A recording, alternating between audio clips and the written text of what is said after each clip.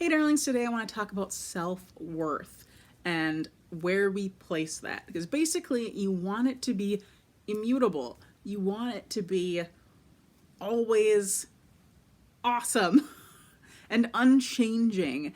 And that can be hard. Because basically we are all enough. We are all worthy, and we don't tend to believe that. And we base it on things that can change and can be subject to really going up and down all over the place. So, what I will tend to do is put my self worth in what I accomplish, how much I get done. And so, if I meet a goal, if I publish a book, publish an audiobook, I am like on a high. I feel so amazing. I am so proud of myself. That lasts for maybe an hour, maybe not even that long. And I will just be like, okay, let's get back to the grindstone. Let's get it done. And that's not the best.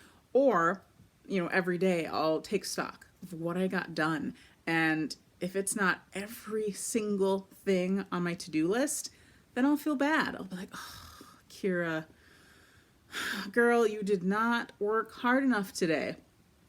And even if I do get everything done, I will find some reason to not be proud of myself sometimes. I'll be like, well, your regular work, you didn't put in a full-time day, like a full day. It wasn't as busy.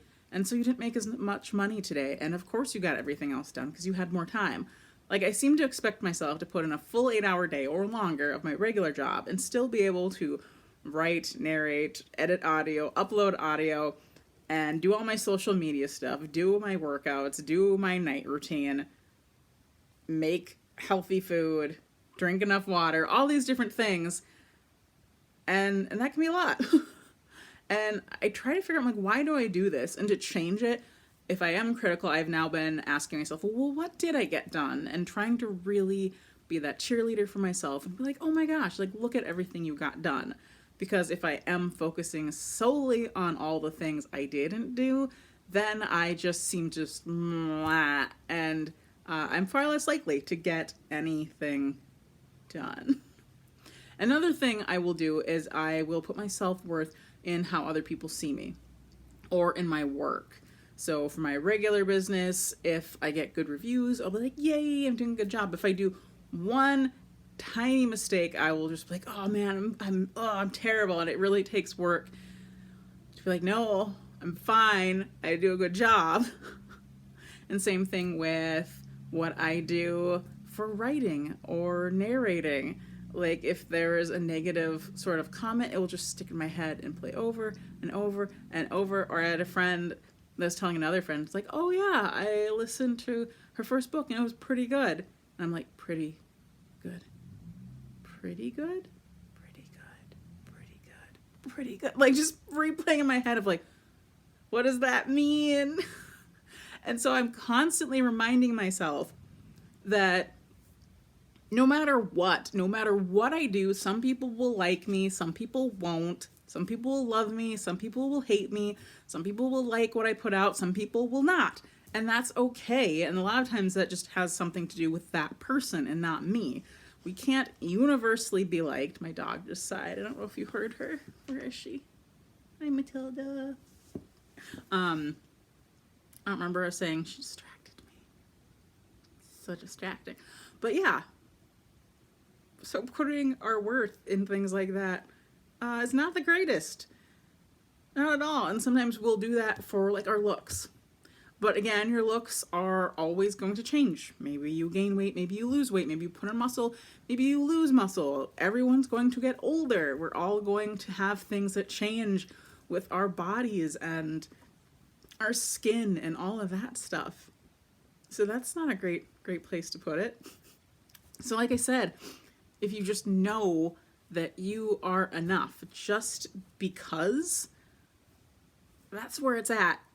And it's very difficult. I feel like every day it's just constantly me reminding myself of that. And it's definitely way better than it used to be. A few years ago, I used to think I had like no worth and I was very mean to myself. And now I feel pretty confident, but there's still parts where I just have to keep telling myself over and over and over as I said. And if you believe in a higher power, if you believe in God, that, I mean, he loves you unconditionally. Like, you are his beloved kid.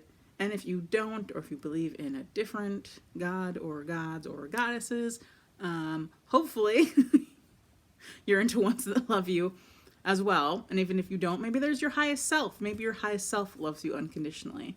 But just to kind of bask in that, I feel like there is something out there. I mean, for me, it's God, but I feel like for everybody, there's something out there that universally loves us all. And when you love yourself, life just gets better.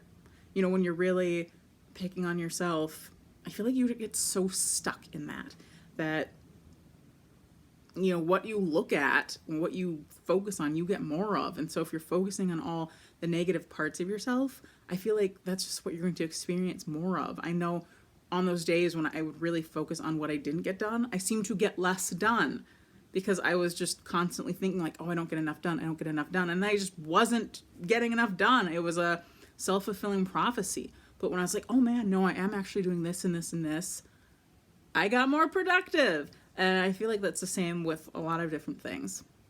And so it can be hard though. And I don't know why. I don't know how much of it is some innate thing in ourselves, how much of it is like marketing telling us we're not enough, and capitalism and like all this stuff that just wants us to buy things to feel better, or what it is, or if it's people who are hurting and they're lashing out, and it's just this like big cycle of people being mean. But they do say the people who are the most critical are the most critical of themselves. So that's another thing to remember. If somebody's mean to you, they're probably more mean to themselves. So yeah, you have worth. You are worthy. You are enough. You're amazing. I hope you let that sink in. I hope you remind yourself of that every single day. And I hope you have a lovely one. Goodbye.